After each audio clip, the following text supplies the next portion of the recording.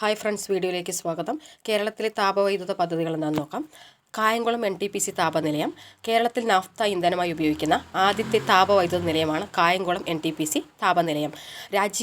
Rajeev Gandhi combined cycle power project സ്ഥാപിതമായ വർഷം 1999 ജനുവരി 17 Kayamkulam NTPC വേറൊരു പേരിൽ അറിയപ്പെടുന്നത് ചോദിച്ചാൽ Rajiv Gandhi combined cycle power project എന്നാണ് കേട്ടോ. ആലപ്പുഴ ജില്ലയിലെ ചുളത്തെരുവിലാണ് കായംകുളം NTPC സ്ഥിതി ചെയ്യുന്നത്. എവിടെയാണ്?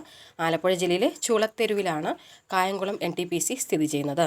350 മെഗാവാട്ടാണ് കായംകുളം NTPC താപനിലയത്തിൽ സ്ഥാപിത വൈദ്യുതോൽപാദന ശേഷി എന്നത്.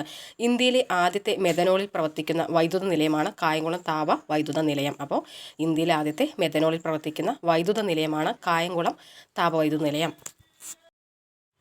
NTPCയുടെ കീഴിൽ ഒഴുകുന്ന സോളാർ നിലയം സ്ഥാപിച്ച സ്ഥലമാണ് കായംകുളം. അച്ചൻകോവിലാർ നദിയിലെ ജലമാണ് കായംകുളം പ്രൊജക്റ്റിൽ കൂളിംഗ് വാട്ടറായിട്ട് ഉപയോഗിക്കുന്നത്. നാഫ്തയാണ് കായംകുളം പ്രൊജക്റ്റിൽ അസംസ്കൃത വസ്തുവായി ഉപയോഗിച്ചിരിക്കുന്നത്.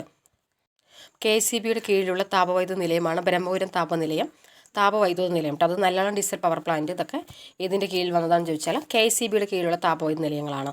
കേരളത്തിലെ ആദ്യത്തെ ഡീസൽ വൈദ്യുത നിലയമാണ് ബ്രഹ്മപുരം എന്നത്. ബ്രഹ്മപുരം സ്ഥാപിതമായത് 1997 സ്ഥാപിതമായത്.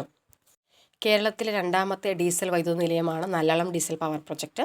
കോഴിക്കോടാണത് സ്ഥിതി ചെയ്യുന്നത്. കോഴിക്കോട് ഡീസൽ പവർ പ്രൊജക്റ്റ് എന്ന പേരിൽ അറിയപ്പെടുന്നു.